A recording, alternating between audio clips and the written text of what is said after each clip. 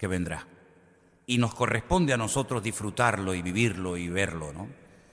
Y he escogido 4 pasajes, 4 acontecimientos de vital importancia en la historia de la humanidad que nos van a ayudar un poquito a entender esto de tiempo, lugar, señales, etc.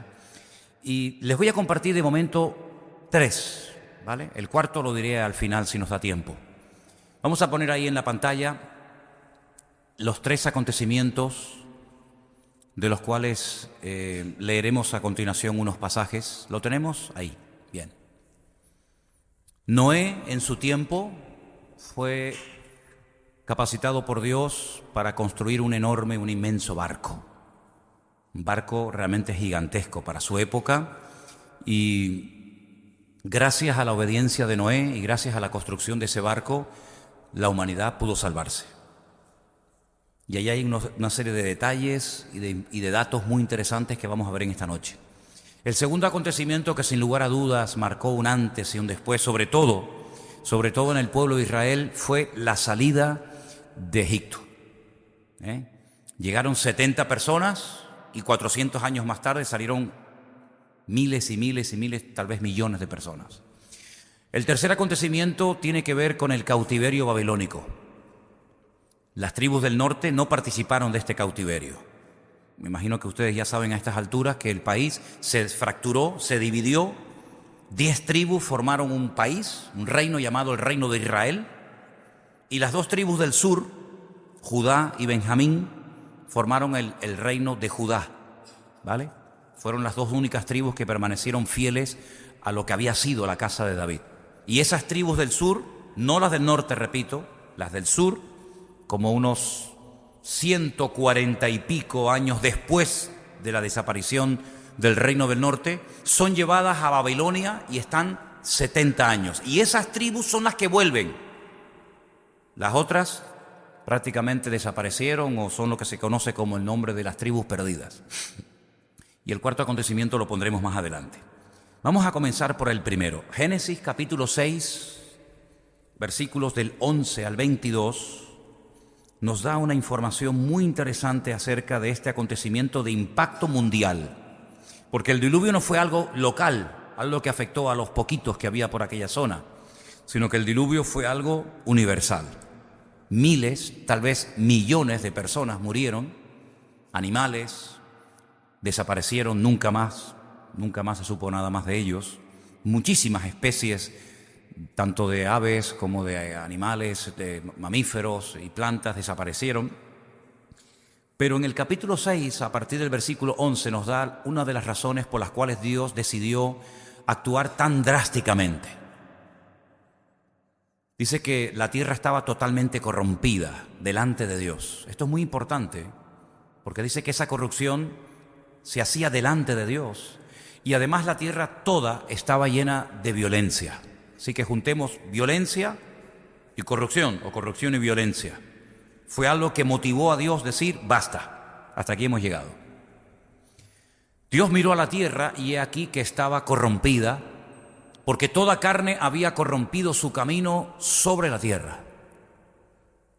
Dijo pues Dios a Noé, solo a él, no fue un mensaje que todo el mundo oyó, sino solamente a Noé le dijo, he decidido el fin de todo ser, porque la tierra está llena de violencia a causa de ellos, y aquí que yo los destruiré con la tierra.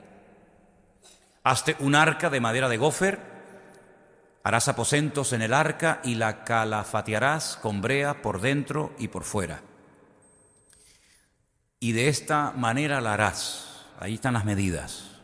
300 codos de longitud del arca, 50 codos de ancho y 30 codos de altura. Una ventana, una sola.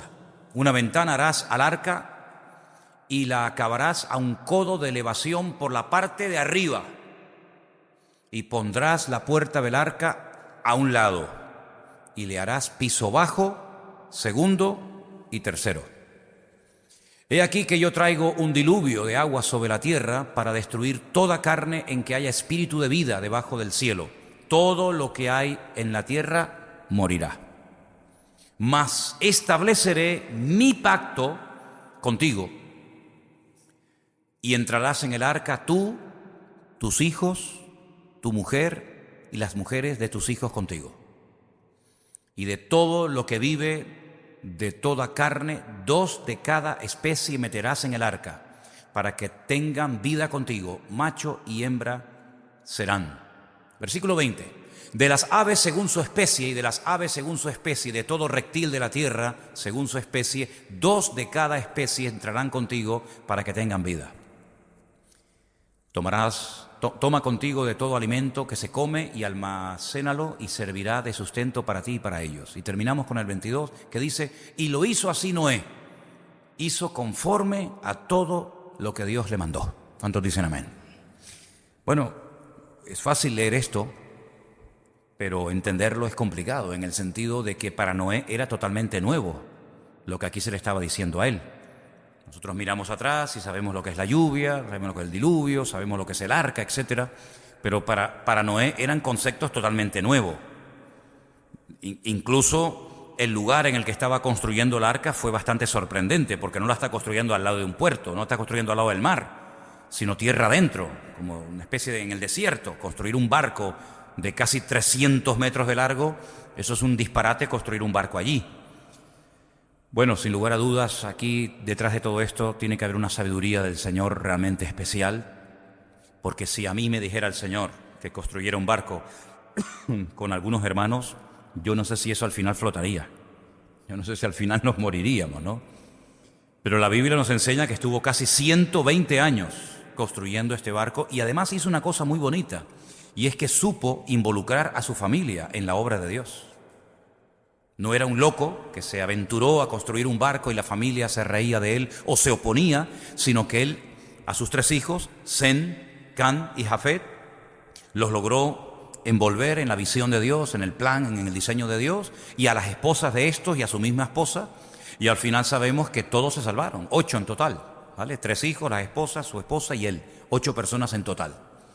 Ahora, si en aquel momento Noé hubiera tenido un sueño personal, automáticamente con esta orden desapareció.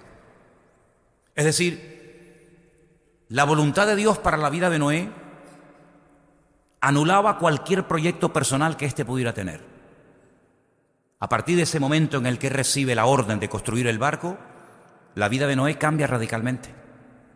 Ya no hay sueños personales, ya no hay vacaciones, ya no hay yo quiero, yo siento, sino que todo gira en torno al llamado de Dios. Su tiempo, su familia, su energía, su dinero, sus recursos, etcétera, etcétera, etcétera. 120 años metido día tras día construyendo aquel inmenso barco. Uno se pregunta, ¿para qué un barco tan grande para simplemente 8 personas? Bueno, realmente el arca tenía capacidad para que muchas personas pudieran salvarse, pero no quisieron salvarse. Tuvieron más actitud de obediencia a los animales que los mismos seres humanos. La Biblia nos enseña que Noé no solamente construyó el arca, sino que el Nuevo Testamento nos da la información de que Noé predicaba la palabra.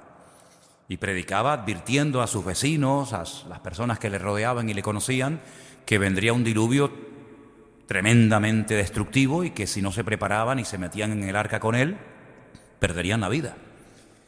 Y vemos que Noé aprovechó el tiempo tanto en lo material como en lo espiritual. Pero vemos que la gente no respondió a su llamado. La gente fue desobediente, la gente rechazó, probablemente hubieron burlas, probablemente hubo oposición, no lo sabemos. Pero lo que está bien claro es que esos 120 años de Noé fueron años en los que él, toda su vida, giró en torno al llamado y a la carga que Dios puso en su corazón. Cuando el Señor Jesucristo aparece y lo vemos en los evangelios predicando y enseñando y recorriendo su país, Él habló de Noé. Quiero recordarles que el Señor Jesucristo mencionó a unos cuantos personajes del Antiguo Testamento. No sé si en este momento serías capaz de recordar 5 o 6 personajes del Antiguo Testamento que Cristo mencionó. Pero uno de ellos fue a Noé. Noé dijo que cuando Él volviera por segunda vez, los tiempos, la generación que precedería a su venida sería como la generación de los tiempos de Noé. Y ahí nos agarramos otra vez al famoso texto, ¿qué es lo que será? Pues lo mismo que fue. Y ahí nos podemos dar cuenta de que para conocer lo que va a hacer Dios en el futuro hay que conocer lo que Dios hizo en el pasado. Porque conociendo el pasado podemos conocer el futuro, y el futuro es casi el reflejo o la sombra de lo que ya ocurrió en el pasado. Lo que pasa es que nosotros vivimos, digamos, en un aspecto, en una dimensión de tipo espiritual, y lo que ocurría en lo material en el Antiguo Testamento es lo que después vemos nosotros en una forma espiritual, ¿verdad? Pero la misma violencia, la misma corrupción, la misma inmoralidad que había en los tiempos de Noé se volvería a ver. De hecho, ya lo estamos viendo, no es algo que nos toma de sorpresa, ¿verdad? Lo que quiero destacar con este acontecimiento universal, donde murieron miles de personas, es que Noé sabía perfectamente lo único que podía esperar ver en su tiempo, y era un diluvio. Él no podía tener ningún otro tipo de sueño, ningún otro tipo de ambición personal. Por ejemplo, para hacer un paréntesis, ¿saben que el rey David, que él sabía perfectamente a lo que el Señor lo había llamado y a lo que no lo había llamado, a lo que lo había capacitado y a lo que no lo había capacitado? Él tuvo en un momento particular de su vida un sueño personal, un deseo, que era el de construir una casa para Dios, construir un templo. Un profeta Natán, le dijo en un momento determinado: adelante, haz todo lo que Dios ponga en tu corazón. Sin embargo, la Biblia nos enseña que no era la voluntad de Dios que este hombre se dedicara a construir un templo. Es decir, sus sueños no coincidían con la voluntad de Dios para su época. Y esto es algo que tenemos que tener bien claro en nuestra vida. ¿A qué nos ha llamado el Señor y a qué no nos ha llamado el Señor? Por eso yo siempre he dicho, y creo que lo he demostrado con mi ejemplo, y es que imitar lo que otros hacen para obtener los resultados que otros han obtenido, para mí es lo más ridículo del mundo. Para mí es lo más ridículo y absurdo del mundo, porque lo que tenemos que descubrir cuál es el plan y el diseño de Dios para nuestra vida, y adaptarnos y amoldarnos a lo que Dios me pide a mí, no a lo que le pide a otro. El argumento de que, bueno, esa persona ha hecho tal y tal cosa, o ha descubierto tal o cual método y le funciona, gloria a Dios. Pero Noé no tuvo que imitar a David, ni David a Salomón, ni Salomón a Abraham, ni Abraham a Josué, sino que cada uno descubrió el tiempo en el que vivía, y el tiempo va acorde a las señales de tu tiempo. Hay señales que son típicas de ciertos y determinados momentos, y hay otras que no. Y hay un texto que descubrí en estos días, leí en estos días, que nos va a ayudar mucho para entender lo que intento enseñar en esta tarde. Y está en Mateo, capítulo 12, versículo del 38 al 41. Repito, Mateo 12, del 38 al 41. Ahí nos da una clave muy interesante para entender esto de tiempo, lugar, señales, etc. Entonces, respondiendo algunos de los escribas y de los fariseos, diciendo: Maestro, deseamos ver de ti, ¿qué? Señal. Queremos ver una señal. Él les respondió y les dijo: la generación mala y adúltera demanda señal. Esto es muy importante, porque tal vez ustedes conocerán a creyentes que siempre están buscando y pidiendo señales. Bueno, pues dice la Biblia que la generación que pide señales es la generación que tiene dos características: es una generación mala y es una generación adúltera. Pero la señal no les será dada, sino la señal lo llama del profeta Jonás, otro personaje que Jesús cita en su ministerio. Porque como estuvo Jonás en el vientre del gran pez 3 días y 3 noches, así estará el Hijo del Hombre en el corazón de la tierra 3 días y 3 noches.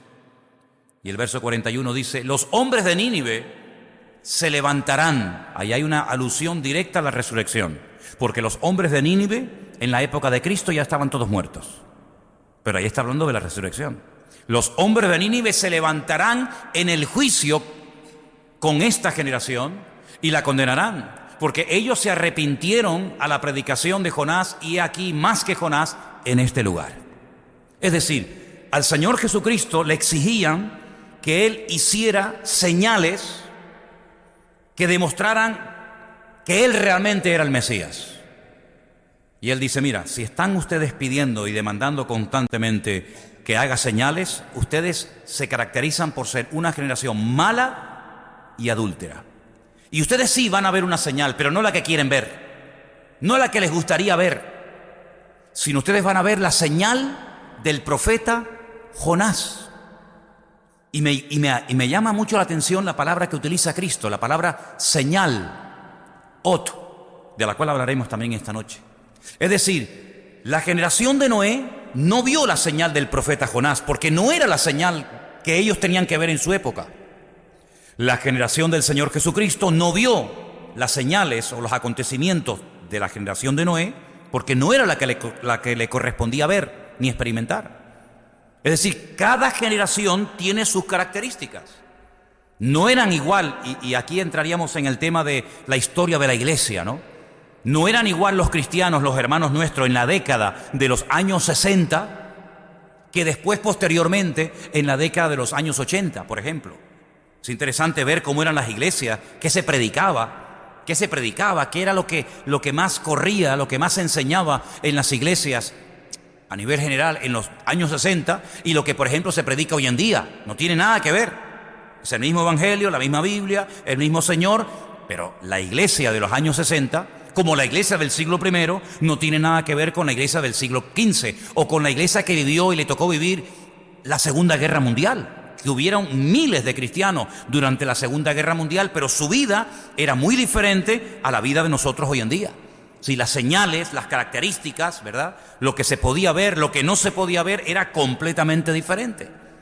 Y por eso es muy importante que sepamos discernir el tiempo en el que estamos viviendo, para que no esperemos lo que no tenemos que esperar, pero que sí estemos preparados para lo que nos viene encima. ¿Cuántos dicen amén?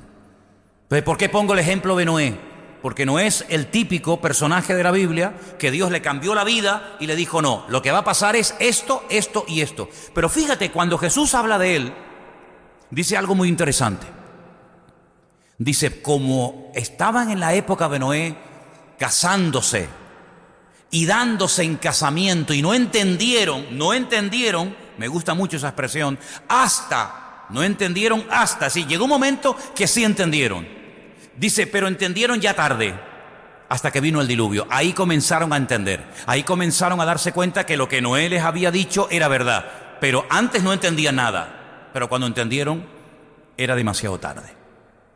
Es decir, que la generación de Noé, la única señal que iban a ver no era ni la muerte de Cristo, ni la resurrección de Cristo, ni la predicación del Evangelio, ni la extensión de la iglesia por toda la faz de la tierra, por los 5 continentes, sino el diluvio.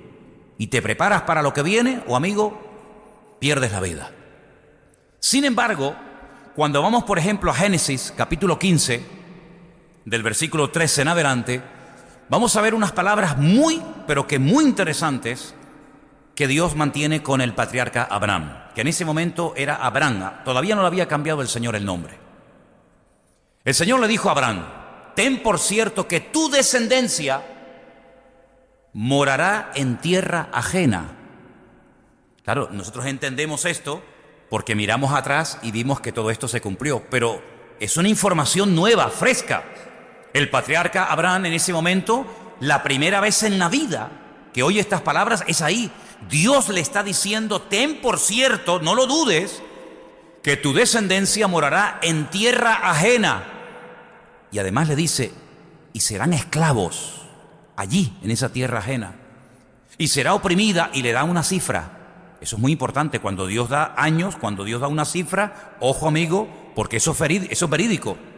400 años. Es decir, Abraham sabía perfectamente que su descendencia serían esclavos en un país extranjero, y sabía lo que les iba a ocurrir y durante cuánto tiempo estarían siendo oprimidos. 4 siglos, 400 años. Dios le da una información antes de que ocurra dicho acontecimiento, con 400 años de antelación. Sin lugar a dudas, esta información él se la transmitió a su hijo Isaac, Isaac se la transmitió a Jacob, etcétera, etcétera. Más también, versículo 14, a la nación a la cual servirán, juzgaré yo, y después de esto saldrán con gran riqueza. Esclavos, pero ricos. Y esto me llama mucho la atención, porque no es normal que después de 400 años de esclavitud fueran una de las naciones más ricas del mundo. Y sin embargo eso fue lo que pasó. fueron esclavos, lo perdieron todo durante el período de la esclavitud, pero cuando salen hasta arriba de riqueza, porque dice que los egipcios se lo daban a ellos. Y tú vendrás a tus padres en paz y serás sepultado en buena vejez. Hay un versículo más, me parece, sí. Y a la cuarta, ahí está, a la cuarta generación volverán acá. No a la segunda, no a la tercera, a la cuarta. Hay que contar. Primera generación, segunda, tercera.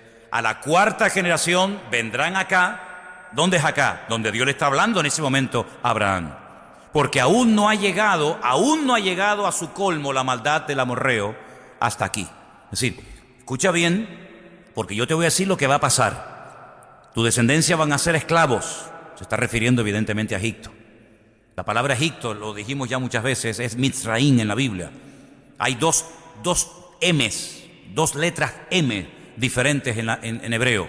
Una M que es abierta y una M que es totalmente cerrada. La palabra Mitzraim contiene las dos letras, las dos M. Cuando se escribe al final de una palabra con la letra M, se tiene que utilizar la Mensofit, es una letra M cerrada, como un cuadrado, totalmente cerrada. Eso es lo que iba a ser Egipto. Una puerta abierta, pero al final se terminaría cerrando y caerían en la esclavitud. Y después de 400 años, yo los sacaré, pero no los sacaré de cualquier manera, deprisa y corriendo, sino los sacaré con gran riqueza y volverán otra vez aquí y este país será vuestro para siempre. Si los datos que le está dando el Señor a Abraham son espectaculares. Por lo tanto, Abraham estaba tranquilo, podía estar tranquilo, en el sentido de que él sabía de que su hijo, cuando él muriera, no iba a ser llevado y esclavizado en Egipto. ¿Por qué lo sabía? Porque Dios le había dicho a la cuarta generación, todavía a ti no te toca. Abraham sabía perfectamente cuánto tiempo su descendencia estarían esclavizados en Egipto. ¿Cómo lo sabía? Por los datos, por la información que el Señor le había provisto previamente. Entonces, él se preparó y preparó a su descendencia para lo que se le venía encima. Y vuelvo a repetir, si no sabemos el tiempo en el que estamos viviendo, no vamos a saber qué es lo que Dios va a hacer y qué es lo que Dios no va a hacer. Haremos una mezcla y estaremos esperando cosas que no van a ocurrir o a la inversa. ¿Por qué dice la Biblia? Velad y orad, velad y orad, velad y orad, para que aquel día no os sorprenda como ladrón en la noche. Es decir, el creyente del siglo XXI que somos nosotros tiene que saber que no vamos a ver la señal del profeta Jonás, que esa fue una señal para la generación de Cristo, que no vamos a ver la liberación de la esclavitud de los hijos de Israel de Egipto, no vamos a ver el diluvio, sino que veremos otro tipo de señales que ellos no vieron, pero que nosotros sí veremos. Y por eso es muy importante saber, el lugar es muy importante, pero también el tiempo. Y el tiempo marca la señal y la señal me indica el tiempo en el que estoy viviendo. Hay otro tercer ejemplo que os quiero poner, también de fechas, de datos, y se encuentra en Jeremías. Profeta Jeremías, capítulo 25. Dice en el versículo del 11 al 12. Jeremías 25, del 11 al 12. Y dice así: toda esta tierra será puesta en ruinas y en espanto. Eso es lo que hay, amigo. Eso es lo que hay, es lo que Dios ha decretado. Toda esta tierra será puesta en ruinas y en espanto. Servirán estas naciones al rey de Babilonia, ¿cuántos? 70, no 80, no 120, no 50, 70 años servirán al rey de Babilonia. Cuando sean cumplidos, ni antes ni después, amigo, cuando sean cumplidos los 70 años, castigaré al rey de Babilonia y a aquella nación por su maldad, ha dicho el Señor, y a la tierra de los caldeos y la convertiré en desierto para siempre. Capítulo 29, verso 10, 29, 10, para aportar más información, dice, así ha dicho el Señor, cuando en Babilonia se cumplan los 70 años, otra vez reitera la cifra, cuando se cumplan los 70 años en Babilonia, yo os visitaré y despertaré sobre vosotros mi buena palabra para haceros volver a este lugar. 3 acontecimientos: el diluvio, que el Señor le dijo a Noé cuándo lo iba a producir y cuánto tiempo estaría en el arca; La salida del cautiverio en Egipto a través de Moisés, a la cuarta generación, ¿verdad? Y el cautiverio babilónico que se llevaría a cabo sí o sí por 70 años. Ahora pueden entender ustedes, cuando Daniel está en Babilonia, que fue llevado cautivo cuando era joven, junto con otros muchos, dice que leyendo en los libros, evidentemente los libros del profeta Jeremías, él sabía que el tiempo estaba a punto de cumplirse, porque el Señor había establecido un tiempo, y el tiempo eran 70 años. Cuando se cumplan los 70 años, se acabó el cautiverio y ya el Señor nos volverá a llevar a nuestra tierra. Por eso les decían los profetas, habitúense, acostúmbrense a vivir allí, no estén todos los días orando, Señor, sácanos de aquí, no se amarguen, no se depriman, porque por mucho que oren, por mucho que ayunen, por mucho que hagan guerra espiritual, como lo llaman algunos, por mucho que se pongan, de aquí no van a salir hasta que se cumplan 70 años. Yo he visto con mis propios ojos en Jerusalén muchas veces a grandes grupos de cristianos, con sus pastores al frente, orando allí en el cótel, en el famoso muro de los lamentos, para que no venga la gran tribulación. Y para mí es perder el tiempo. Porque la Biblia nos enseña que lo que tiene que venir vendrá, ores o no ores, lo esperes o no lo esperes. No podemos modificar lo escrito. Tenemos que discernir lo que está escrito y pedirle sabiduría al Señor para saber cómo vivir en lo que nos corresponde tocar, ver, sentir y experimentar. Si usted está en el cautiverio en Babilonia, no pierda el tiempo orando y ayunando para salir la semana que viene. Señor, castiga a los babilonios, reprendo al diablo de Nabucodonosor, ato a los poderes infernales, que nos saque. Estás perdiendo el tiempo. Como muchos cristianos pierden el tiempo orando por cosas que no van a ver en su generación. Pero parece que la oración es como la llave maestra, que todo lo que pedimos, Dios sí o sí nos lo tiene que conceder, y nos equivocamos, amigos. Nos equivocamos. Cuando, por ejemplo, Elías dijo, no va a llover, no va a llover. Oren, reprendan, ayunen, revuélcanse, hagan guerra espiritual, traigan el evangelista famoso de no sé qué sitio, hagan un congreso de guerra espiritual, traigan a quien ustedes quieran, aquí no va a llover en 3 años y medio. Así que no perdamos el tiempo. Entonces la iglesia, nosotros hoy en día, cristianos del siglo XXI, tenemos que saber cuáles son las señales que vamos a ver y las que no vamos a ver según el tiempo y el lugar en el que vivimos. Porque de lo contrario vamos a hacernos una expectativa falsa de cosas que no van a venir y nos podemos llevar grandes palos por no habernos preparado para lo que el Señor dice que sí tenía que venir. Primeramente tenemos que discernir el tiempo y captar el mensaje de mi tiempo, de mi generación. Actuar en consecuencia, repito, discernir el tiempo, captar el mensaje y actuar en consecuencia al tiempo en el cual Dios me ha puesto. ¿Cuál es la señal o señales que veré en mi tiempo y cuáles no? Porque la señal indica el tiempo y el tiempo indica la señal. La palabra señal es una palabra que a mí me llama mucho la atención, es una palabra simplemente de 2 letras en hebreo, es la palabra ot. Y he buscado esa palabra, señal, en diferentes pasajes de la Escritura y la he encontrado en 3 lugares muy interesantes. Por ejemplo, Génesis 4:15, ahí aparece la palabra señal o la palabra ot. Y dice así, le respondió el Señor, ciertamente cualquiera que matare a Caín, 7 veces será castigado. Entonces el Señor le puso un ot, le puso una señal en Caín, para que no lo matase cualquiera que lo hallara. Claro, si te metes en internet y buscas cuál era la señal de Caín, vas a escuchar de todo. Unos dicen que hasta Dios le puso una letra de su nombre en la frente, otros dicen que lo convirtió en negro, y vas a escuchar todo tipo de explicaciones habidas y por haber. Pero yo digo una cosa, hermanos, ¿y cuántas veces tengo que decir esto? Lo que no dice aquí,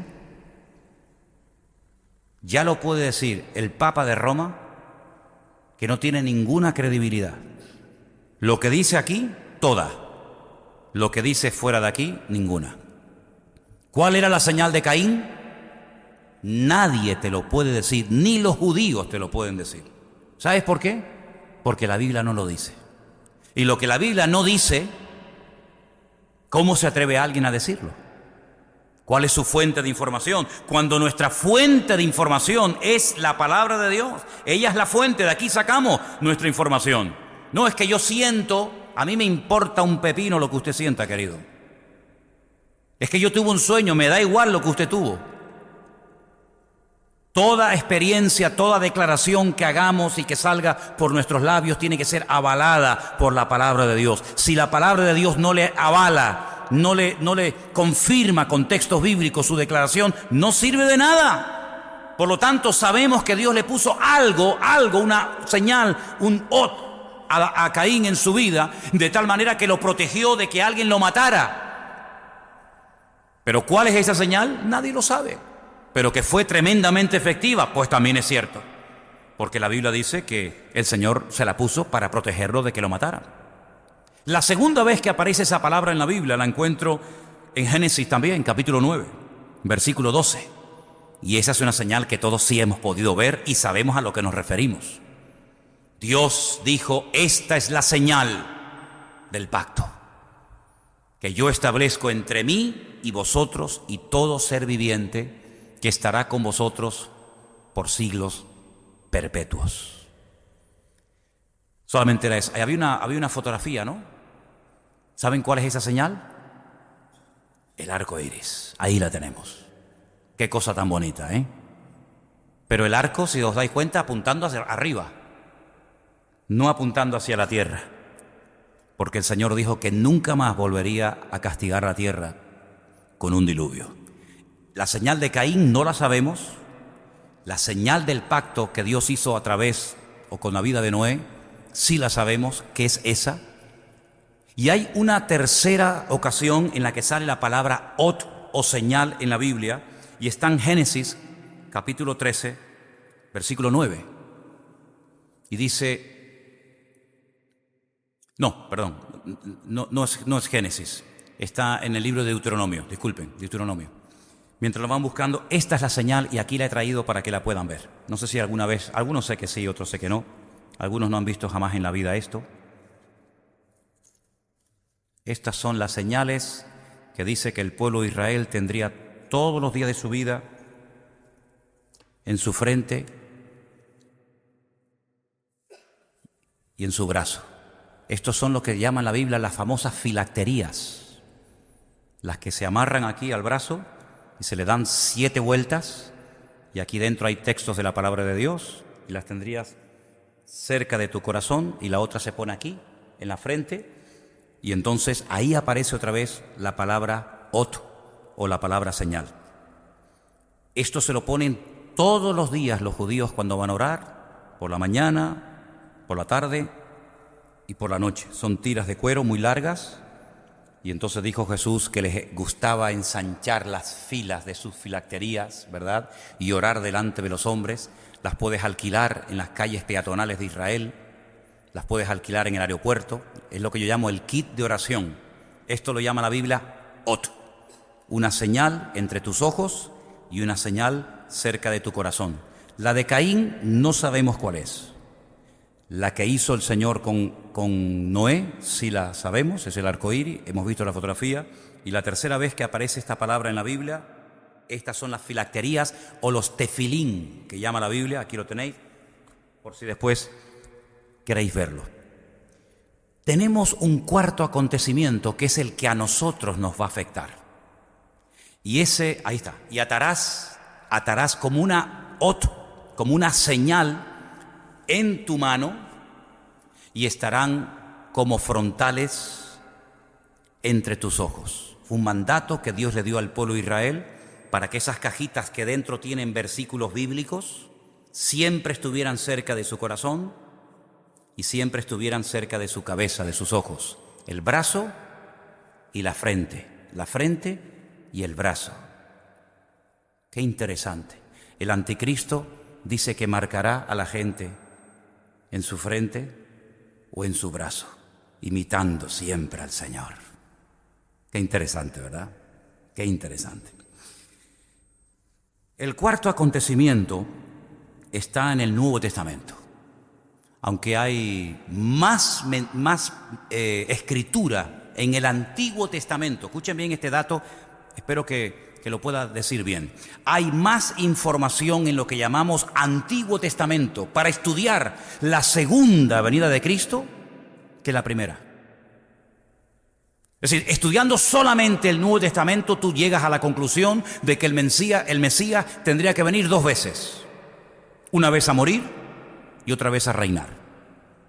Si no leyéramos nunca el Nuevo Testamento, sabríamos perfectamente que el Mesías tendría que venir en varias ocasiones. Ahora, ¿por qué yo muchas veces cuando voy a alguna iglesia o retiro de pastores o algún curso que damos por ahí, yo les digo, hermano, os voy a decir algo, no os sorprendáis, hoy no va a venir el Señor Jesucristo? Y claro, se quedan así como diciendo, ¿cómo? ¿Cómo? ¿No va a venir hoy? Digo, no. ¿Y cómo lo sabe Dios? ¿Cómo no lo sé? ¿Y tú no lo sabes? No, el Señor dice que puede venir en cualquier momento. Digo, sí, pero hoy no va a venir. Pero hermano, ¿cómo dice eso? Digo, porque la Biblia lo dice. Y la gente ya se queda ahí un poco trastocada, porque a mí me gusta muchísimo hacerle a la gente pensar. Porque hay creyentes que repiten lo que creen, lo que dicen que creen como los loros. Pero no porque lo hayan comprobado. No porque lo hayan leído. No es el copia y pega. No. Es porque te has metido en las páginas de la Biblia y has estudiado horas y horas y horas y lo que crees lo puedes demostrar con la Escritura.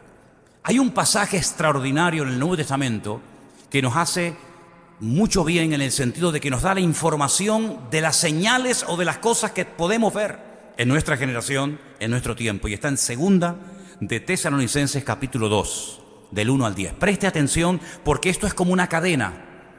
Como los eslabones de una cadena, ¿verdad? Uno te lleva al otro, el otro te lleva al otro y así sucesivamente. Escucha, con respecto a la venida de nuestro Señor Jesucristo y nuestra reunión con Él, no lo cambies hasta que yo te diga. Os rogamos, hermanos, escuchen bien, con respecto a la venida del Señor Jesús, hay dos palabras en el Nuevo Testamento para hablar de la venida de Cristo. Una es la palabra parausía y otra es la palabra epifanía. Estamos hablando en griego. Una es la palabra que se utiliza para hablar de la primera venida de Cristo, que es la epifanía. Y otra es esta, con respecto a la venida, que es la palabra parausía, que es una palabra que se emplea única y exclusivamente en el Nuevo Testamento cuando se hace referencia a la segunda venida de Cristo. Cuando Pablo está escribiendo esta carta a los tesalonicenses, ya Cristo se fue, ya Él no estaba en la tierra como estuvo con sus discípulos. Por lo tanto, Pablo está hablando de una segunda venida, de la parousia, de la aparición visible y física del Mesías. Con respecto a esa venida, hermanos, os rogamos, cambiamos, que no os dejéis mover fácilmente de vuestro modo de pensar, ni os conturbéis, ni por espíritu, ni por palabra, ni por carta, como si fuera nuestra, en el sentido de que el día del Señor está cerca. Nadie os engañe en ninguna manera, porque no vendrá. ¿Quién no vendrá? ¿De qué estamos hablando? Del Señor.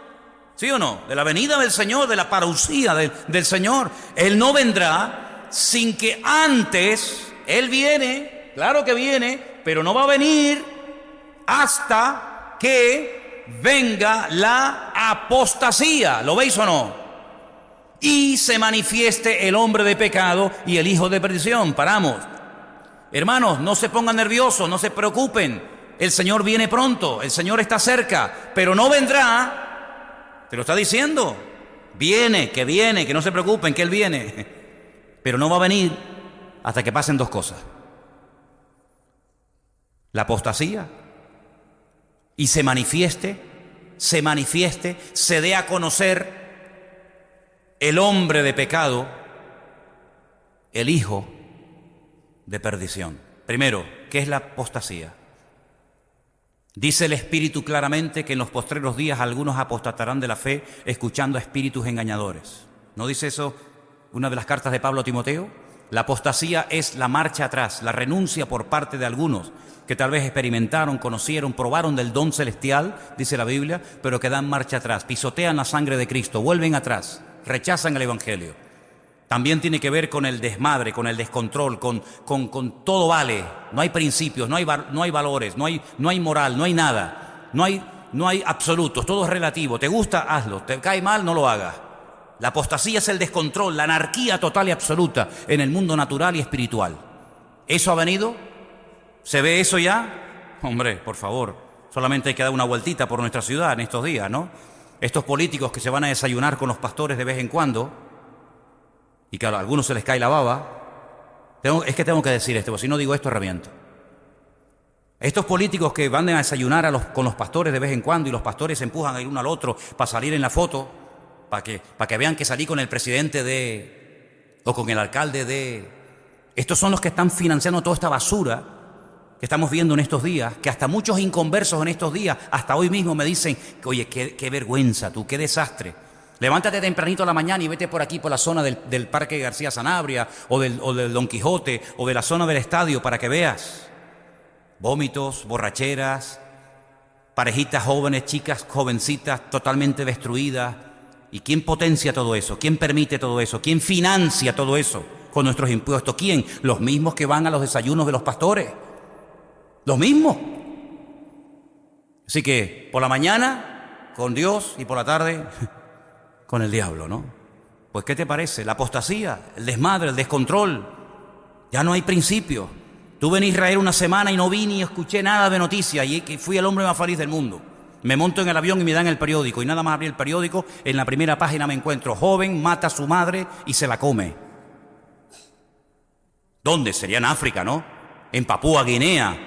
Sería en una tribu salvaje de África donde no ha llegado todavía el hombre blanco para que lo culturice. No, aquí en España. ¿Pero esto qué es? Canibalismo en el siglo XXI en Europa. Como aquel que un día en internet anunció que se quería comer a uno y fue un bobo y le dijo, sí, yo soy, me presento voluntario, y se lo comió. Es que es alucinante. Eso es lo que dice la Biblia que vendrá. Como los días de Noé, que el Señor miró y dijo, ¿pero esto qué es? Desmadre, un descontrol total y absoluto. Bueno, tal vez algún día explicaremos cuando dice la Biblia que los hijos de los hombres se acostaban con las mujeres y viceversa, ¿verdad? Y de ahí nacieron engendros terroríficos y Dios dijo, basta, se acabó. Hasta aquí hemos llegado. Pero además de todo eso, que ya está entre nosotros, ya lo estamos viendo. Terrible las imágenes que me presentaba Adrián el otro día de las últimas cosas en el carnaval de Río de Janeiro. Siempre con Cristo, siempre con la Biblia, nunca con Mahoma, siempre con Cristo, con los apóstoles, con la Santa Cena, etcétera, ¿verdad? Terrible, ¿no? Bueno, aparte de todo eso, dice que se tiene que manifestar, se tiene que dar a conocer quién. Dale para atrás. Se tiene que manifestar el hombre de pecado. El hijo de perdición. Es muy importante ver los adjetivos que utiliza la Biblia cuando habla de diferentes personas. Por ejemplo, ¿cómo se le llama a Cristo? Admirable consejero, Dios fuerte, Padre eterno, Emmanuel, Alfa, Omega, la raíz de Judá, el león de la tribu de Judá, el Cordero de Dios, ¿verdad? Hay un montón de calificativos. Del diablo, Satanás, serpiente antigua, diablo, padre de mentira. Bueno, pues este personaje también recibe muchos calificativos. Uno, hombre de pecado. Otro, hijo de perdición. Otro, inicuo. Otro, cuerno pequeño. Otro, anticristo. Sí, es la misma persona, pero que se dan diferentes expresiones para que lo conozca, para que veas por dónde van los tiros. Y este personaje todavía no se ha dado a conocer. Todavía no se ha levantado, todavía no se ha manifestado. Por lo tanto, el Señor todavía no puede venir, te lo está diciendo Pablo. El Señor tiene que venir, pero no va a venir hasta que se manifieste la apostasía y se manifieste el hombre de pecado, el hijo de perdición. Seguimos. El cual se opone y se levanta contra todo lo que se llama Dios o es objeto de culto. Tanto, y mira el ejemplo que pone, que se sienta. ¿Dónde? En el templo de Dios. Y claro, los cristianos dicen, ay, se sienta en la iglesia. Se sienta en el templo de Dios, como Dios, haciéndose pasar por Dios. ¿Y ese templo cuál es? ¿Cuál era el único templo que Dios tenía en aquella época, hermano? El templo de Jerusalén, mi hijo. ¿Y dónde está ese templo? No existe. No hay el templo de Jerusalén hoy en día. Es que he estado 13 años seguidos yendo a Jerusalén y todavía no se ha construido. Pero da a entender de que se va a construir el templo de Dios. Claro, por supuesto. Y está todo preparado y listo. Y este personaje va a permitir que se construya el tercer templo de Jerusalén. Y a los 3 años y medio entra y dice la Biblia, el que lee entienda, porque claro, hay algunos que leen y no entienden, pero la Biblia dice, el que lee entienda, porque en esto hay sabiduría, que entrará y pondrá la abominación desoladora, de la cual ya habló el profeta Daniel, ¿verdad? Y entonces dice la Biblia que este hombre entra y se sienta en el templo de Dios, haciéndose pasar por Dios. ¿No os acordáis que cuando yo todavía estaba con vosotros os decía esto? Ahora déjeme que haga un inciso. El tiempo o el lugar donde más tiempo Pablo estuvo, ¿cuál fue? Éfeso, 2 años. Después, Corinto, 1 año. Y así sucesivamente. ¿Cuál fue el lugar de todos los lugares que Pablo visitó donde en la iglesia estuvo menos tiempo? Tesalónica. Todo esto lo puedes saber por el libro de los Hechos. No es que yo sea un lumbrera, sino que es cuestión de leer y nada más, ¿no? Dice la Biblia que estuvo en Tesalónica 3 semanas, 21 días, y cogió y se fue. En esos 21 días, en esas 3 semanas, miren el nivel de enseñanza de Pablo. Les habla del anticristo, les habla del hombre de pecado, del hijo de perdición, les habla a un nivel de enseñanza espectacular y dice, ¿no se acuerdan que yo cuando estaba con ustedes os compartía estas cosas? Cuando hay cristianos que esto no lo han oído en la vida. Nunca me olvidaré una vez que me invitaron en la península a un retiro y me dijeron que hablara solo de Daniel y de Apocalipsis. Y estuvimos en un colegio unos cuantos días dando estudios de Daniel y Apocalipsis. Y una noche una persona en mi habitación que se dedicaba a servir al Señor me dice, Manolo, te confieso que de este tema no tengo ni la más remota idea. Y es increíble ver cómo hay cristianos que se asustan cuando oyen la palabra Apocalipsis. Dicen, ay, qué miedo, yo no entiendo esto, y cogen y se van. Como si el Apocalipsis Dios lo puso en la Biblia para asustarnos. Como si el Señor nos puso el libro de Apocalipsis en la Biblia para volvernos locos. Al contrario, si el Señor puso el libro del Apocalipsis y las profecías en la palabra para alentarnos, para darnos ánimo, dice, alentaos y animaos los unos a los otros, cuando veáis que todas estas cosas comienzan a suceder. El que no lo entienda no significa de que no sea una bendición. ¿No os acordáis que cuando yo estaba todavía con vosotros os decía todo esto? Ahora vosotros sabéis lo que lo detiene, a fin de que a su debido tiempo se manifieste. Recapitulamos. Hermanos, el Señor tiene que venir. ¿Amén? ¿Amén? El Señor tiene que venir, sin lugar a dudas, pero no va a venir hasta que se manifiesten 2 cosas. La apostasía y el hombre de pecado.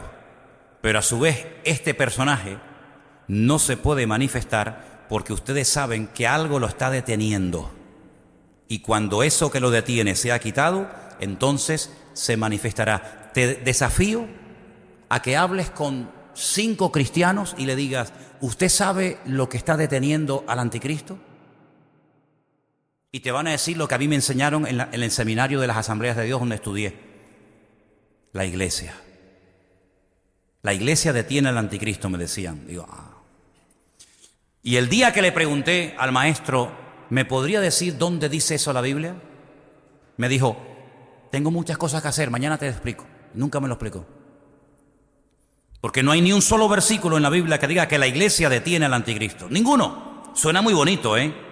Hombre, la iglesia, los cristianos, nuestras oraciones, la presencia somos la luz del mundo, la sal de la... Sí, todo lo que usted quiera. Pero hay un versículo concreto que diga que la iglesia detiene la manifestación del hombre de pecado y del hijo de perdición. No. Entonces otros te dicen, el Espíritu Santo.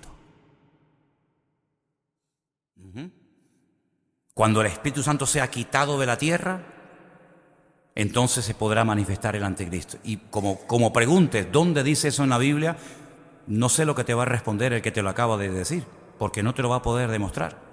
Como si el Espíritu Santo dependiera de la iglesia.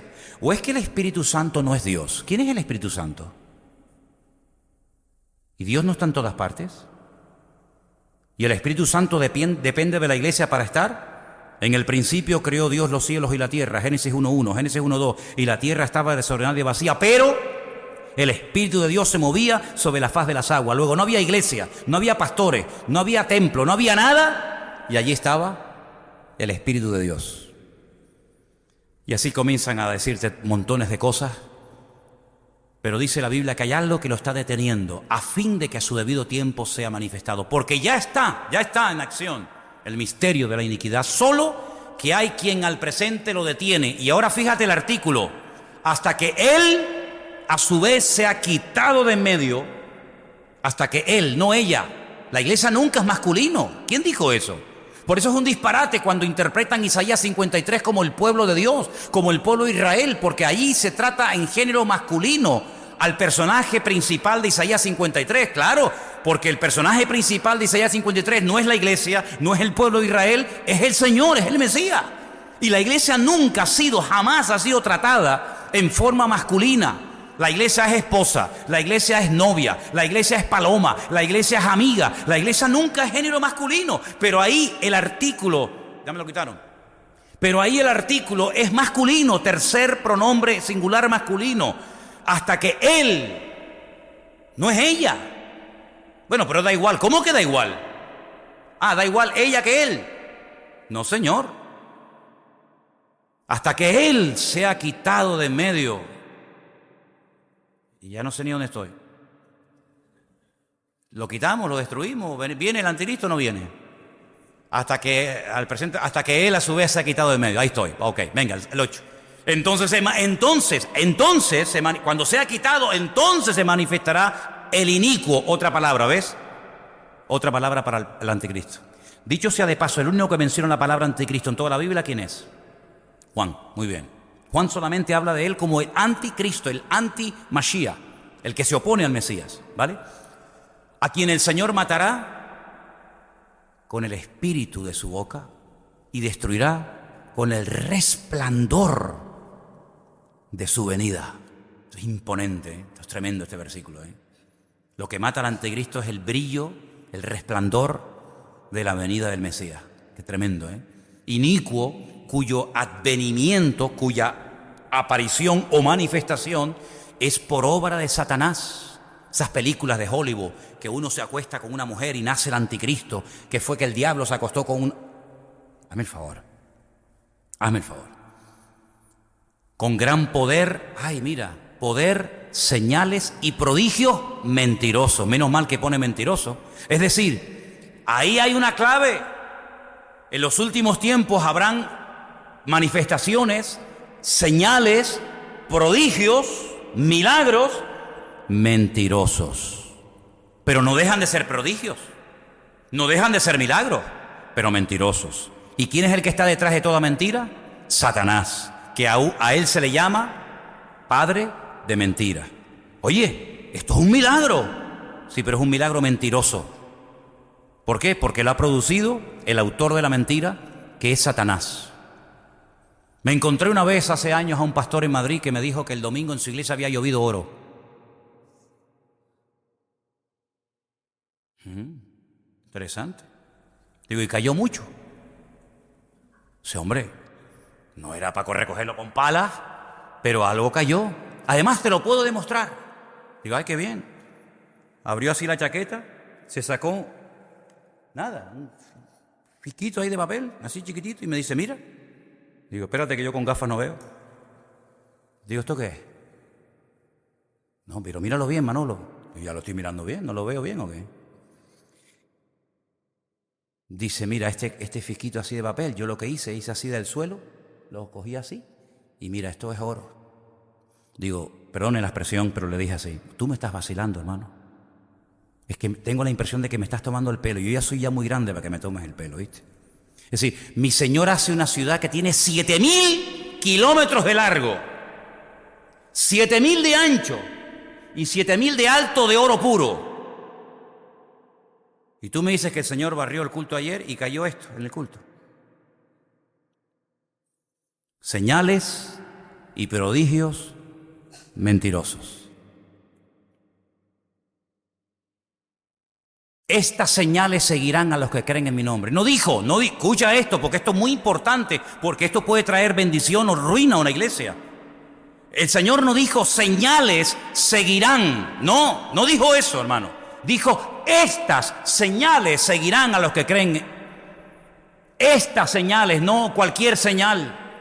¿Por qué acotó y por qué dijo estas señales? Porque no son todas las cosas que vemos y nos cuentan que son señales producidas por el poder y la manifestación del poder de Dios. Pero hermano, la Biblia dice, el Señor dijo que obras mayores que las que Él haría, que las que Él hizo haríamos. Digo, sí, mayores en cantidad, pero nunca le ganaríamos al Señor haciendo cosas que Él no hizo. ¿Has resucitado muertos? ¿Has limpiado leprosos? ¿No? Pues ya bastante tenemos con eso como para tratar de hacer cosas que ni Cristo hizo. Señor es nuestro ejemplo en todo. Él es nuestro ejemplo en todo. Lo que Él no hizo, tú no tienes por qué hacerlo. Tú lo sigues a Él y Él no te sigue a ti. Y hay personas que creen que cualquier señal, cualquier milagro, cualquier prodigio, cualquier historia es de parte de Dios. Por eso una de las normas que tenemos en esta iglesia, y sabéis que la llevamos a rajatabla, y así lo hemos cumplido, cuando alguien dice que ha sido sanado de algo, como aquí ha habido gente que ha sido sanada, y ustedes saben de quién estoy hablando. Aquí Dios ha sanado gente con cáncer. ¿Sí o no? Muy bien. ¿Cómo sabemos que usted tenía cáncer? Traiga los papeles. Mire, el médico en la consulta tal, el día tal, en el hospital tal me dijo esto y esto. Y ahora estoy sanado porque el mismo médico dice esto. Ok. Y podemos comprobar. ¿Pero qué es eso de que yo voy a un culto, oran por mí, Dios me sanó de SIDA? ¿Qué credibilidad tiene ese testimonio? Lo que le da credibilidad al testimonio es poder demostrar que usted verdaderamente era ciego y ahora ve. Porque si no, hermano, estamos dándole lugar a disparates que en vez de traer gloria a Dios, lo que traen es descrédito y desprestigio a la obra de Dios. Hombre, hay milagros que son evidentes. Si aquí entra un paralítico y Dios lo levanta, gloria a Dios, no hace falta ni que vaya al médico. ¿Por qué? Porque todos sabíamos que el hombre no tenía pierna y aquí le crecieron. Y todos sabíamos que el que entró pues era mudo o era ciego. Pero hermano, hay cosas que no se ven. Y no es que porque no las veamos, no las creemos, no. Sino lo que queremos es verdaderamente dar gloria a Dios y que los hombres sepan que verdaderamente este hombre tenía esta enfermedad y que ahora los mismos hombres ratifican que efectivamente Dios o lo que fuera lo sanó y ahí damos gloria a Dios.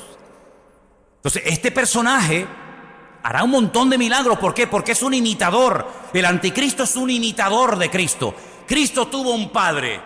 El anticristo dice, Satanás es mi padre el que me avala. Cristo hizo milagros, Él también hace milagros. Bueno, dice la Biblia que hará cosas tremendas que a muchos engañarán. Mirad que nadie os engañe. Porque dice que harán milagros tremendos, pero cuidado, ahí está diciendo señales y prodigios mentirosos. Seguimos leyendo. En 2 Tesalonicenses capítulo 2, estamos leyendo desde el versículo 1 hasta el versículo 10. Con todo engaño de iniquidad para los que se pierden, por cuanto no recibieron el amor de la verdad para ser salvos. Es decir, el apóstol Pablo dice, miren hermanos, no nos dejemos engañar fácilmente. Habrán señales, pero no todas las señales que vamos a ver son de parte de Dios. Van a haber señales mentirosas, producidas por espíritus inmundos. Satanás también es capaz de hacer cosas tremendas. ¿Cuál fue el primer milagro del diablo? El primero, meterse dentro de un animal hermoso como era la serpiente en aquel momento y a través de una serpiente hablar. ¿Eso no es un milagro? ¿O es que las serpientes hablan? ¿Eso no es un milagro? ¿No dijo el Señor Jesucristo a través de la pluma de Pablo, cuidado porque se disfraza y hasta si se tiene que hacer pasar por un ángel de luz, que se disfraza también de ángel de luz? Él le encanta, él tiene todos los disfraces habido y por haber, es capaz de vestirse de pastor, es capaz de disfrazarse de político, es capaz de disfrazarse de hombre, de mujer, de sabio, de erudito, de teólogo, de artista, de pintor, de lo que quiera. Porque dice la Biblia que cuando Dios lo creó fue el sello de la perfección, acabado en hermosura, lleno de sabiduría. Nunca Dios dijo eso de nadie. Nunca dijo Abraham, acabado en hermosura, lleno de sabiduría, no. Pero cuando creó a este personaje, que en un principio no era de Satanás, sino era un tremendo arcángel poderoso de parte del Señor, dice, acabado en hermosura, el sello de la perfección y lleno de sabiduría. Mira cómo lo vistió. Ni Adán lo vistió así. Adán lo dejó desnudo. Adán y Eva estaban desnudos. Pero cuando creó a este, le puso las mismas piedras preciosas que le puso al sumo sacerdote en el templo de Jerusalén. Esmeralda, carbunclo, topacio, diamante, piedras preciosas. Era todo su vestido, era algo espectacular. Y dice que se enalteció y allí comenzó su ruina. ¿Te das cuenta? Entonces las señales que vemos en el cautiverio en Babilonia eran las señales típicas de su época. Así que no se preocupen si vamos a estar aquí 70 años. Adáctense, marquen una diferencia, aprovechen las oportunidades para testificar. Lamentablemente a veces somos como los camaleones, ¿verdad? Nos adaptamos a lo malo en vez de marcar una diferencia. Cantadnos cánticos de esos tan bonitos que cantabais en Sion, cuando alababais a vuestro Dios en el templo. Dice, ¿cómo? ¿Que cantemos aquí? Claro, si aquí es donde hay que cantar. En el templo no cuesta cantar. Aquí es donde hay que cantar, porque esos cánticos son salmos. Y esos cánticos van a dar testimonio de la existencia de Dios. Pero ellos decían, no, nosotros no vamos a cantar. Nosotros no vamos a cantar a Dios, cántico a nuestro Dios en tierra de extraños. Y cogían los instrumentos musicales y los colgaban en los sauces y decían, ay, Jerusalén, Jerusalén, si me olvidare de ti, que pierda mi diestra su destreza y mi lengua se pega a mi paladar. ¿Cómo cantaré al Señor en tierra ajena? Pues si es ahí donde tienes que cantar, si es ahí donde tienes que marcar una diferencia, ¿te das cuenta? Entonces, sabemos que tenemos que vivir en una sociedad donde tenemos presión por todas partes, pero ¿cuál es la señal de estos tiempos? Violencia, engaño. No hay principio ni valores por ninguna parte. Los hijos mangonean a los padres son los siervos de los hijos, ¿verdad? Donde los políticos por la mañana desayunan con los pastores y por la tarde se disfrazan de mujer y se van al carnaval. El mismo que por la mañana dijo, sí, oren por mí, y le impusieron las manos y oraron, es el mismo que por la tarde va y hace el desmadre como uno más, ¿verdad? Donde no hay principios, donde no hay valores, donde no hay moral. Y nosotros nos ha tocado vivir en tiempos peligrosos. Y quiero terminar este estudio en esta tarde leyendo unas palabras que el apóstol Pablo le dedicó a Timoteo, hablando acerca de los tiempos finales en los cuales nos ha tocado vivir a nosotros. Vamos a una de las cartas del apóstol Pablo, por favor, a Timoteo, donde él habla acerca del carácter de los hombres en los últimos tiempos, por favor. Estamos en Primera de Timoteo, carácter de los hombres en los últimos tiempos. Segunda de Timoteo, capítulo 3. Esto es para nosotros. Esto es lo que vamos a ver nosotros. No la señal del profeta Jonás. Yo esa señal no la voy a ver. Yo no tuve la dicha de ver a Cristo con mis propios ojos, ni tú tampoco. Jesús dijo, ¿cuántos reyes, cuántos profetas desearon ver lo que ustedes vieron y oyeron? Y no lo vieron ni lo oyeron, pero ustedes sí, porque les tocó a vosotros. Eso no nos tocó a nosotros. Nosotros no vimos a Cristo en su primera venida, no lo vimos. No escuchamos el sermón del monte de labios de Él. Me lo sé de memoria porque lo he leído, pero no porque lo he oído. Sé que sanó a ciegos, a paralíticos, a mudos, que era amigo de Lázaro, que sanó a una mujer con flujo de sangre, a otra encorvada en la sinagoga. Todo eso lo sé porque lo he leído, pero no lo vi. Pero ellos no tenían que leer nada, ellos lo veían cada día.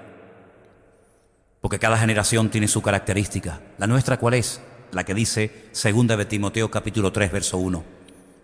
Tienes que saber esto, que en los postreros días, y yo pregunto, hermanos, ¿cuántos de los que están aquí esta noche creen que estamos ya en los últimos tiempos? Nosotros somos los cristianos de los últimos tiempos. Somos los más cerca de estos últimos tiempos que la generación anterior, evidentemente. Pues tenemos que saber que en los postreros tiempos vendrán tiempos, ¿qué? Peligrosos. La palabra peligrosos en griego es chalepos. Tiempos desprovistos de moral, de principios. Eso es lo que significa la palabra. Tiempos peligrosos. Donde habrá hombres amadores, pero de sí mismo. En vez de amar al prójimo, amadores de sí mismo. ¿Cuántos gimnasios han proliferado en los últimos años? Salgan por la calle, por esta zona, y empiecen a contar los gimnasios, el culto al cuerpo. Tengo que estar, ¿verdad? Y si no, me opero, me quito, me pongo, me ensancho o me recojo. Culto al cuerpo. No, ¿verdad? ¿Verdad? Un tío de 50 años queriendo pasar con un chico de 20. Eso es ridículo, hombre. Eso es ridículo. Eso es lo más ridículo del mundo. ¿Me entiendes? El hombre quiere ser mujer, la mujer quiere ser hombre. Amadores de sí mismos, donde ellos son el centro de atención. Mis medidas, mi ropa, mi cuerpo, mis labios, mi pecho, mi no sé qué, mi no sé cuánto. Impresionante. Y que haya cristianos que entren en este juego. Impresionante. Que haya cristianos que se gasten dinero en operaciones. Quítame aquí, ponme por allá. Yo te quitaba, sí, pero yo te quitaba otra cosa. Avaros, vanagloriosos, tiempo de vanidades. Nunca vio tanta vanidad como hoy en día. Mira los programas de televisión, unas vanidades terribles. Perdonen, pero me da asco toda esta sociedad en la que vivimos, ¿eh? Siento a veces asco de todas estas cosas, de verdad, ¿eh? Me siento como un bicho raro. Soberbios, blasfemos.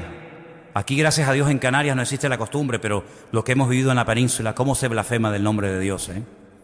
¿Cómo se blasfema el nombre de Dios? Los niños, en los colegios, por cualquier cosa. Ingratos, desobedientes a los padres. ¿Conocen alguno así? Impíos, sin afecto natural, implacables, calumniadores, intemperantes, crueles, aborrecedores de lo bueno, traidores, impetuosos, infatuados, amadores de los deleites más que de Dios. Tendrán, eso me gusta, tendrán apariencia de piedad, pero negarán la eficacia de ella. A estos evita. Estos que están ahora en el desmadre total y absoluto son los mismos que después se ponen su frac, su chaqueta y su corbata con su bastón de mando y se van a las procesiones de Semana Santa en la laguna, con el Cristo de la Laguna, con la doña que está allí, un pueblo un poquito más abajo que va para el sur, ¿verdad? Los mismos que se desmadraron, los mismos que hicieron burradas, son los mismos señores que ahora con traje y corbata, con apariencia de piedad, sin vergüenzas. Tendrán apariencia, pero negarán la eficacia de ella. Estos son los que se meten en las casas y llevan cautivas a las mujercillas cargadas de pecado, arrastradas por diversas concupiscencias. Están siempre aprendiendo y nunca llegan al conocimiento de la verdad. Es increíble, no se enteran de nada. Hablas con ellos y dices, pero este hombre es pastor, pero este hombre es cristiano. Y no se enteran de nada. De la manera que Janes y Jambres resistieron a Moisés, estos resisten a la verdad, tienen respuesta para todo. Tienen respuesta para todo. Pero mira, hermano, es que la Biblia de Santiago. No, pero mira, realmente no dice eso la Biblia. Pero mira, hermano, es que la Biblia habla de oración. No, pero tampoco te lo tomes tan a pecho. Pero mira, hermano, es que la Biblia habla de congregación. Sí, pero tampoco te pongas tan fanático ahora, que parece que... Es impresionante. ¿Conocen gente así? Resisten a la verdad, corruptos de aquí, de entendimiento, flechas, vivos para los negocios, pero para la obra unos inútiles. Réprobos en cuanto a la fe, no irán adelante porque su insensatez será manifiesta a todos. Las ovejas a veces son más listas que los que están en los púlpitos. ¿Cómo puede ser eso? El pueblo común y llano tiene más sentido común que los jueces que tienen que dictar sentencia. ¿Cómo es posible que la gente diga, pero cómo es posible que este hombre ha matado, ha violado, ha quemado, ha torturado, ha hecho burrada y ahora está de permiso otra vez en la calle? La gente con más sentido común que los que tienen autoridad, pero autoridad para lo malo. Ojalá la utilizaran para lo bueno. No irán adelante, su insensatez será manifiesta a todos, como también la fue la de aquellos. Pero tú has seguido mi doctrina, mi conducta, propósito, fe, longanimidad, amor, paciencia, persecuciones. En otras palabras, hermanos, la maldad se va a multiplicar. No nos sorprendamos de que incluso diga iglesia de homosexuales. Y tú dices, pero ¿cómo puede ser esto? Y es que lo hay, hermano, y es que lo hay. Porque estamos viviendo en unos tiempos difíciles y peligrosos, donde estamos luchando como nunca antes contra corriente. Y nosotros, porque ya tenemos 2 dedos de frente y tenemos una edad, pero ¿y nuestros hijos? Esos niños pequeñitos que están en nuestra iglesia, que los vimos correr hace unos días ahí en el campamento, que entran y salen y corren cuando los metemos ahí adentro y decimos, bueno, los dejo a las 8 de la mañana y algunos los recogen a las 5 de la tarde. Y tú dices, ¿y dejo yo a mi hijo desde las 8 de la mañana hasta las 5 de la tarde en las manos de quién? ¿En las manos de quién? Locura. Ahora dice que van a castigar a los niños no saliendo al patio a jugar, para que aprendan y sepan lo que sufrieron las mujeres en su época. Pero ¿qué tarados tenemos, hermano? Pero qué tarados inútiles tenemos en este país. Este país se ha vuelto loco. Pero eso es lo que nos va a tocar ver a nosotros. Injusticias. Y hay una calma tensa en las naciones. Pero esto de un momento a otro sale por los aires, queridos hermanos, ¿eh? Hay una calma en los árabes, en Israel, el otro, el chanchanlú el gordito de allá, el otro, el del pelo para allá. Hay como una calma tensa, pero no nos engañemos, hermanos. Como los dolores que le vienen a la mujer que está a punto de dar a luz. Ahí la tenemos sentada, tranquilita, escuchando el culto, de repente dice, ¡ay! Y dice, sale que ya no hay marcha atrás. Exactamente le va a pasar a la humanidad. Estamos tranquilos, pero no nos confiemos, no bajemos la guardia, no creamos que, ¡ay, qué bien! No, hermanos, esta es la calma que viene antes del huracán. Esa calma que dice, Dios, no se mueve ni una hoja, no hay ni pájaros, las hormigas se escaparon, no se oye nada y de repente te viene el huracán, amigo, y te arrasa con todo y te lleva a la casa. Pongamos la mirada en Cristo, porque la señal nuestra de los últimos tiempos, tiempos difíciles, tiempos peligrosos, tiempos de injusticia, tiempos de guerra, de rumores de guerra, etcétera, etcétera, etcétera. Pero el que persevere hasta el fin, ese será salvo. ¿Cuántos dicen amén? Aleluya, aleluya. Gracias, Señor. Gracias por tu palabra que nos conforta, que nos alienta, que nos anima. Gracias, Señor, porque es un ancla firme en medio de la tormenta. Y queremos pedirte, Señor, que abras nuestros ojos para que podamos entender que estos tiempos en los que estamos viviendo no queda otra más que consagrarse y comprometerse contigo, estudiar, escudriñar la palabra y vivir en orden. Ayúdanos, Señor. No es fácil, es difícil, las pruebas, las luchas de la vida, pero todo lo podemos en Cristo que nos fortalece. Tu palabra es viva y eficaz. Y tú has prometido estar con nosotros todos los días hasta el fin del mundo, Señor. Bendice nuestras vidas, nuestros hijos, nuestras familias, y que estemos siempre cerca de ti, sabiendo que tú eres nuestro Dios todopoderoso, al cual honramos, servimos, y por nada ni por nadie te dejaremos nunca. En el nombre bendito de Jesús. Amén.